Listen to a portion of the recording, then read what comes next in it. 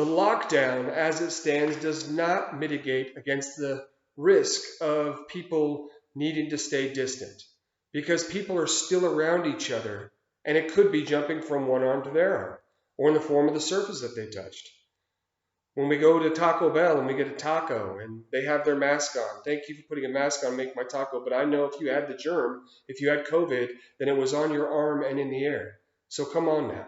We don't need a mask to cover our mouths because the COVID germ lives on our skin, so it's hopping around everybody as we walk around. This is why face masks did not stop the spread, period.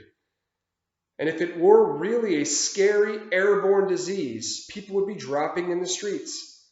Given that it spreads so easily and stays around longer, we were bound to see high numbers. And when the first heard of the universal testing, when we first heard about this universal testing, we knew that those case numbers would be high.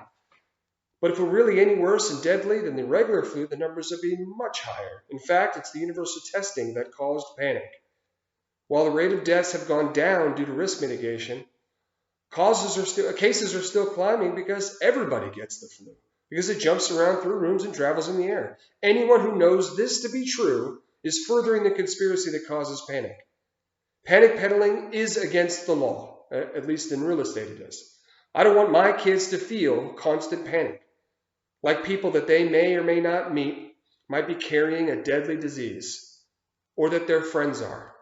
And if you know that there's any type of over-exaggeration of the numbers and that this flu is really not that bad and it's only worse and susceptible to older folks or people with pre-existing conditions, if you're still wearing your mask and walking around, you're panic peddling. You're causing the spread of panic, and you need to step up.